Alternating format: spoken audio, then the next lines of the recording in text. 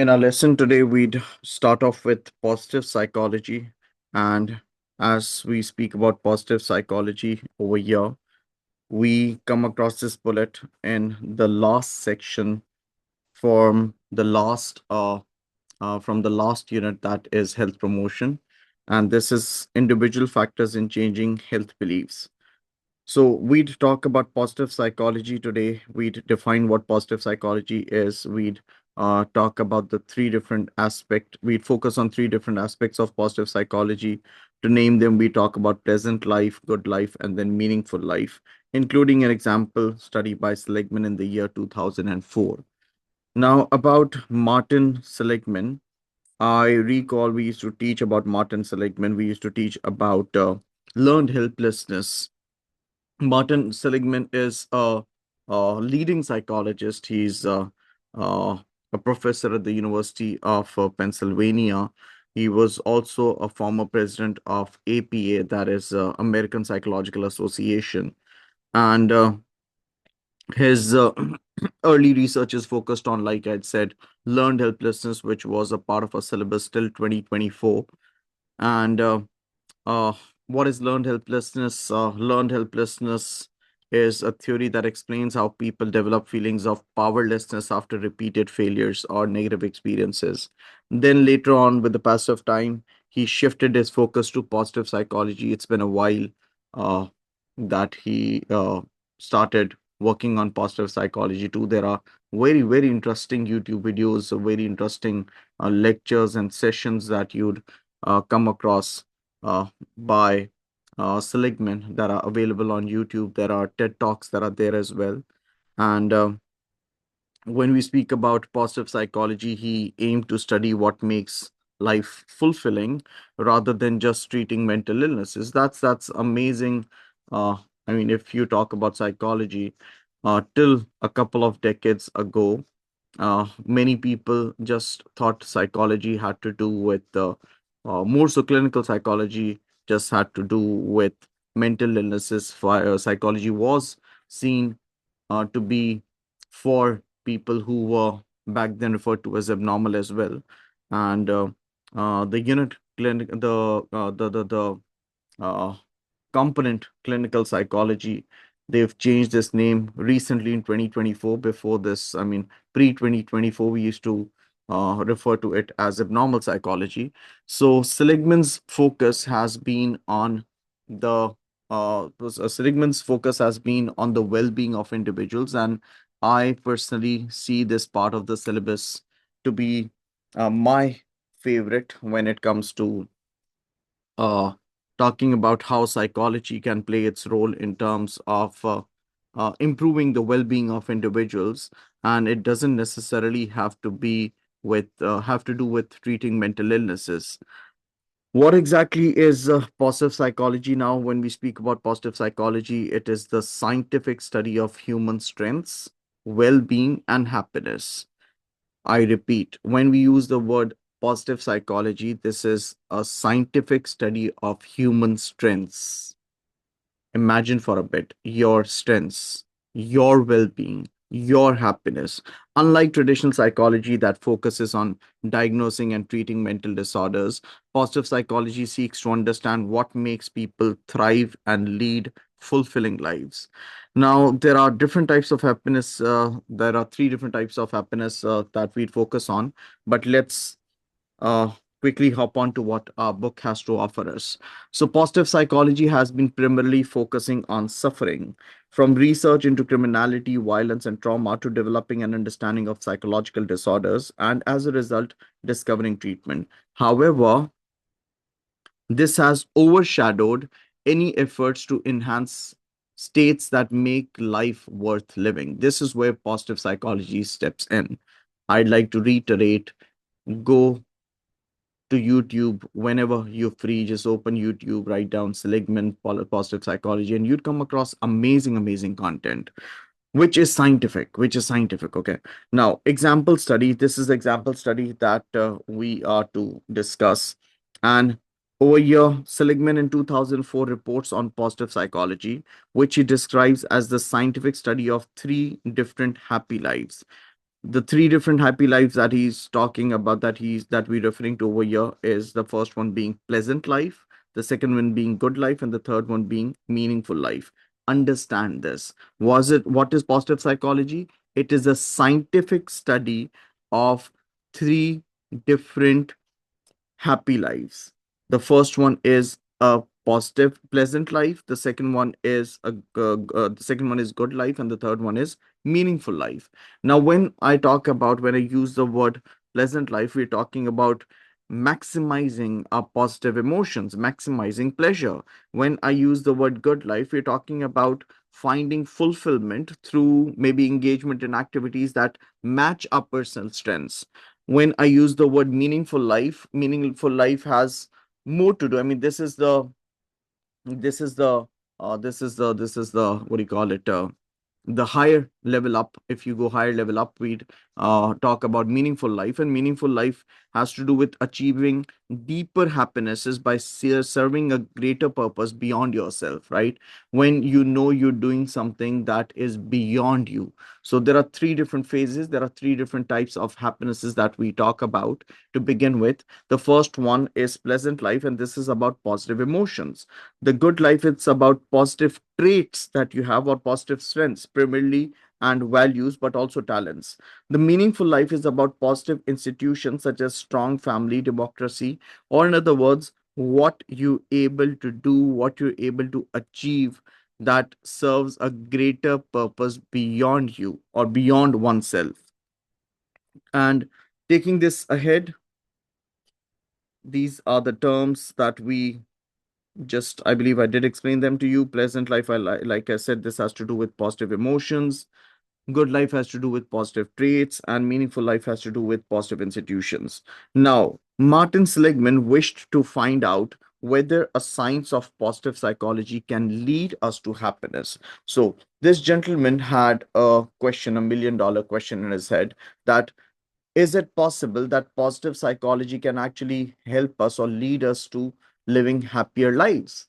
He did this by teaching an annual seminar to students at the University of Pennsylvania in USA. Like I said, he even to this date is a professor at the University of Pennsylvania, and he's if I'm not mistaken, in his 80s. He's amazing. He's amazing. So he did this by teaching an annual seminar to students at the University of Pennsylvania, USA. The course began with detailed personal introductions. So we're talking about a seminar. We're talking about a course that is offered at the University of Pennsylvania. And how is it that the course began? The course began with uh, okay, now before we proceed, this example study that we're talking about over here, this is a little different from what we've done before. And this example study, I mean, you wouldn't really come across much of demographic details. This example study is more about helping you understand a concept. The idea over here is positive psychology, or the scientific study that could help people live happier lives, more content lives. So the course began with detailed personal introductions where students were encouraged to use listening skills. Detailed personal introductions where the students were encouraged to use listening skills to find underlying positive strengths and virtues in their classmates. So imagine you started with your A2s, or and the teacher, the facilitator, the instructor there asks everyone to provide a detailed personal introduction.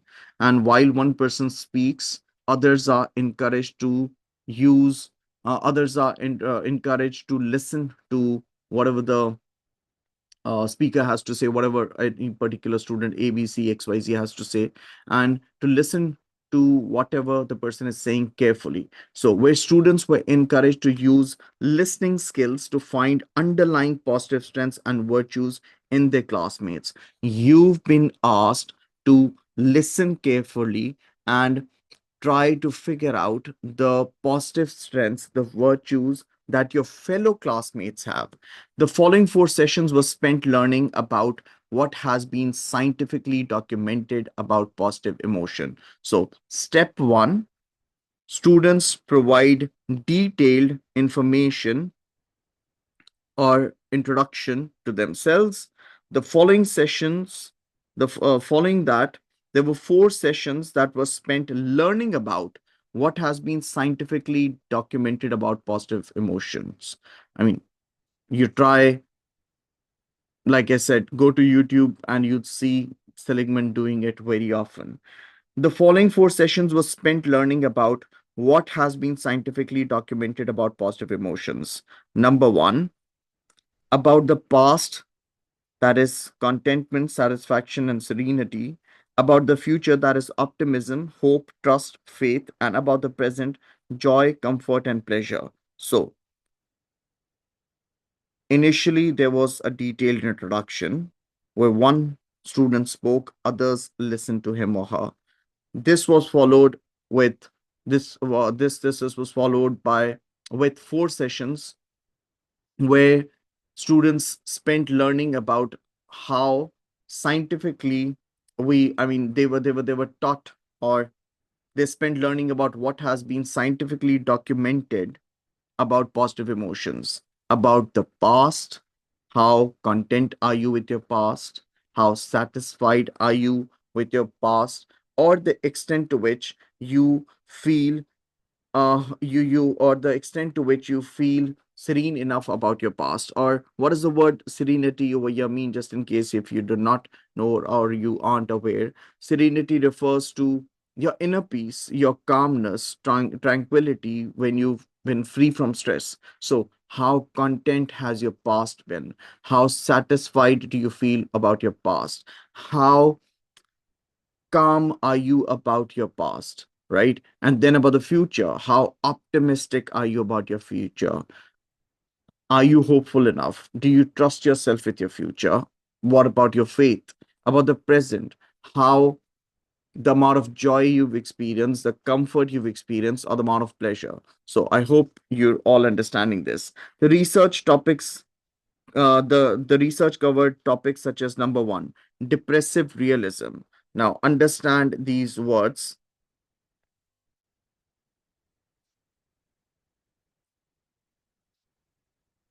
The first word over here is depressive realism. The second we see over here is wealth and life satisfaction. The third is the set ranges for positive emotion. Now, these factors are what were way to go. So, yeah, the research covered topics such as depressive realism, wealth and life satisfaction, and the third one is set ranges for positive emotion. When we speak about depressive realism, or in other words, happy people may be less accurate than miserable people. What does this mean? When we speak about depressive realism, this is a psychological hypothesis, I'd like to say. And this suggests that people with mild to moderate depression have a more accurate perception of reality. Understand, I'll repeat, depressive realism. What I had said was this is a psychological hypothesis which suggests that people with mild to moderate depression have a more accurate perception of reality as compared to the ones who aren't depressed, right? I mean, this we're talking about, like I'd used the word mild to moderate depression. So, depressive realism, in other words, the hypothesis that happy people may be less accurate than miserable people when it comes to having an accurate perception of reality. One. The second one, wealth and life satisfaction. The idea that the richest people are no happier than average people. Or, in other words, I think this is pretty self-explanatory. The richest people are no happier than average people. I mean, if you talk about people, if you categorize people in terms of their income or their wealth, you cannot say that they're the ones who are happiest. Number three, set ranges for positive emotion. Lottery winners and paraplegics revert to their pre-existing level of happiness or misery within a year because the capacity for pleasure is thought to be about 50% inherited. So is resistant to change. So when we speak about life events such as winning a lottery or experiencing a loss, could be experiencing a loss too, but over here we're talking about a positive emotion. So let's just stick to winning a lottery. This can cause a temporary increase in happiness. Most of the people, they return to the set range of positive emotion over time. So if there's anything that has all of a sudden made you super happy, it is the likelihood of you getting back to your actual state or your set range is high. So we spoke about an introduction of the students. We went on and we spoke about four different sessions, and then we would ahead talk about the research topics that were covered here. Taking this ahead, the class discussed techniques for increasing positive emotions. For example, students discovered how to dispute unrealistic, catastrophic thoughts to increase optimism or how to practice gratitude. Now, look at what Seligman is doing to his students. He made his students discuss the different techniques for increasing positive emotion. He made his students discuss the different techniques for increasing positive emotion. For example,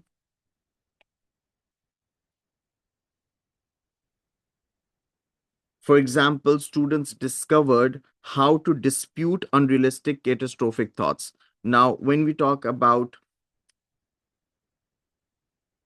catastrophic thoughts or devastating thoughts or dangerous thoughts or demeaning thoughts or bad thoughts, negative thoughts, right? Students were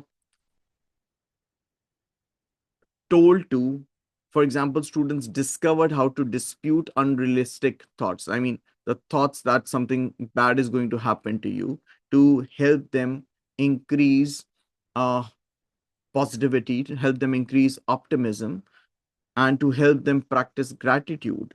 The focus then turns to happiness in the present, focusing on pleasures and how to enhance them. Students took part in homework tasks where they practice skills of savoring, that is, sharing experiences with others and collecting mementos, and mindfulness, that is, looking at experiences from new angles and slowing down. Experiencing pleasures and having skills such as savoring and mindfulness is what Seligman refers to as the pleasant life. Now we are using this word pleasant life over here, and when we are as we talk about pleasant life, remember we had spoken about, I'd show you where you came across this term here, pleasant life, or this one.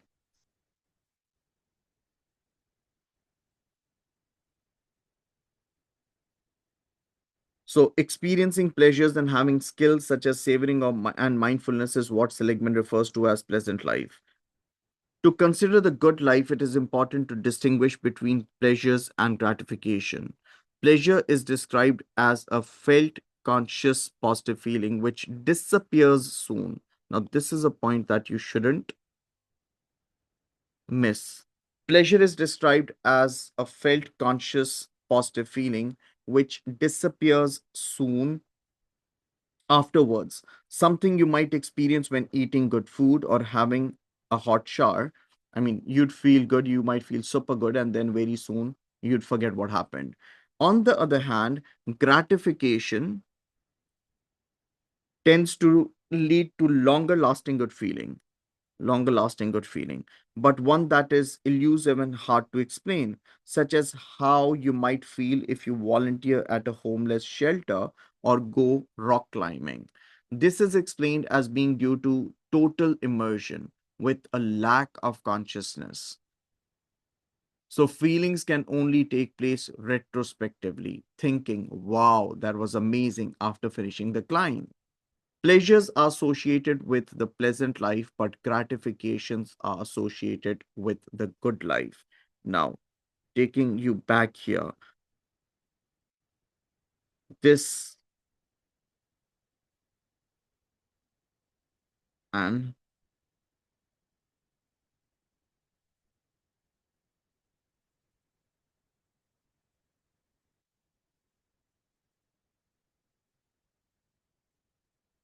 so pleasures are associated with the present life, but gratifications are associated with the good life. Gratifications require us to identify our greatest strengths and virtues and use them as often as possible to meet challenges. These challenges could be in terms of work, love, play, and parenting, and obtain gratification. These students, they took the VIA, and what is this VIA? Values in Action questionnaire, which the full form is Values in Action Institute of the Meyerson Foundation questionnaire. What exactly is this? This is a questionnaire designed to identify a person's top strengths and virtues from a list. So you would be provided a list and you would be asked to identify through this list what your personal strengths are, what your top strengths are, and you'd be provided you'd be asked to identify your top strengths and virtues from a list that has been provided to you. So taking this ahead, students took the VIA, that is Values and Action Institute of the Meyerson Foundation questionnaire, to identify their five main strengths and virtues from a list including kindness,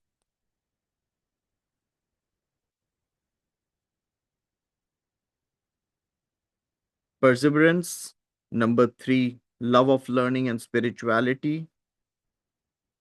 After identifying their top five strengths and virtues, all students said they did not get to use these strengths every day. Now, understand this. You are being made to identify your strengths, your virtues.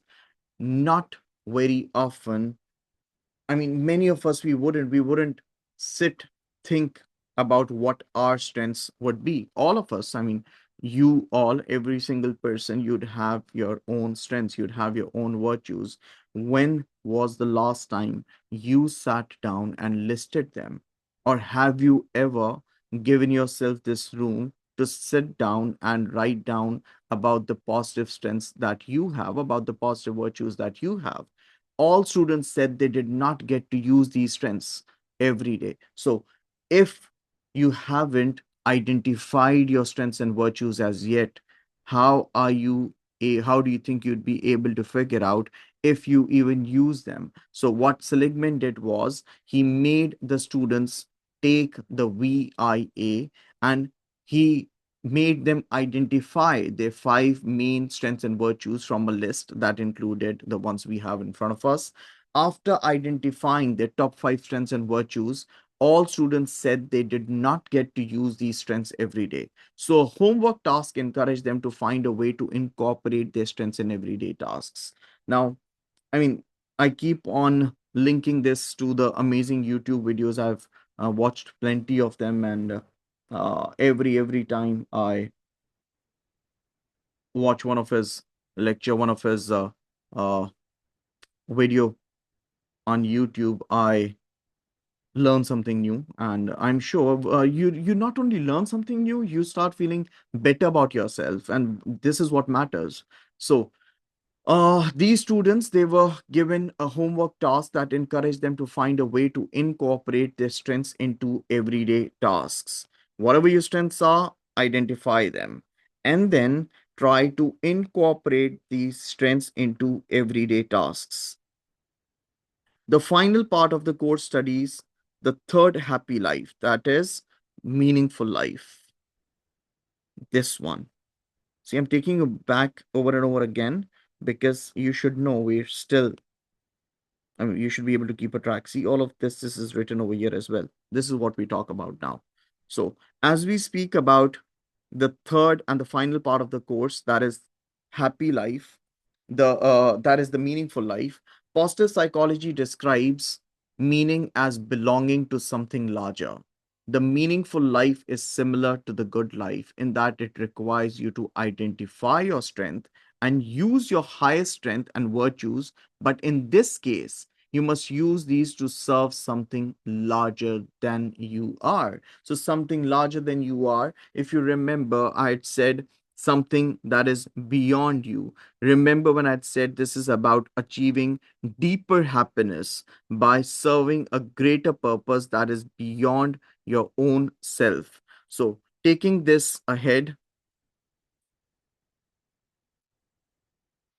these larger things are positive institutions such as your family, your college, your workplace. Students were encouraged to create family trees of the strengths of their parents.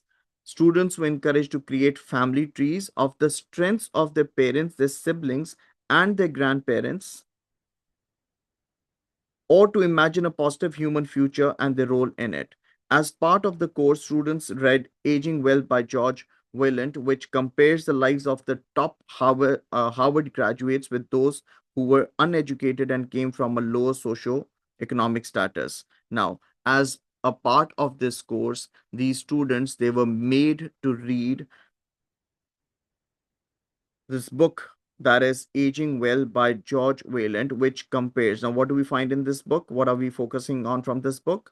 A comparison between the lives of top graduate students from Harvard and those who are uneducated and came from a lower socioeconomic status. Remember, we're trying to find happiness. Remember, we're trying to see what are the factors that could help you with this happiness. Is it money? Is it income? Is it wealth? Is a question, right? Now, that was just a hint of what we'd come across ahead.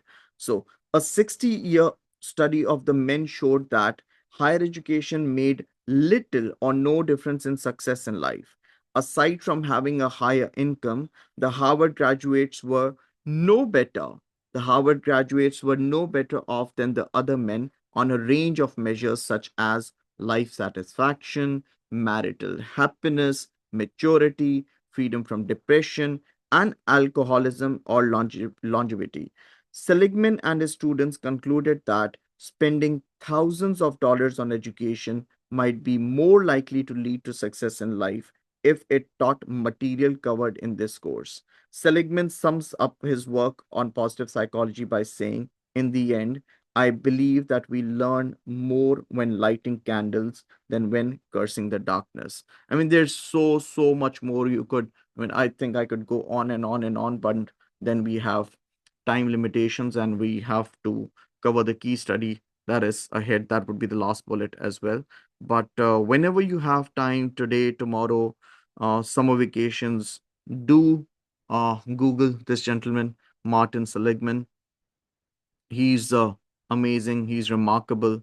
And this idea, I mean, look for videos where he talks about what made him uh, work on positive psychology. And there's a lot more that you'd come across as well. So we just spoke about three different types of happiness. The first one, the pleasant life; the second one, the good life; the third one, the meaningful life. And this is an example study, again, as our syllabus refers to this as, but of course, this example study is different from all the example studies that you have uh, uh, covered earlier, the example studies that you've studied earlier, and different not only in terms of the aim, well, how do we put other studies? I mean, we've always discussed these example studies under the heading of aim, procedure, results, etc., etc. Over here, you don't see that one. Number two, like I said, this has been my personal favorite from health psychology. So yeah, this brings this topic to an end here. I hope you all understood this.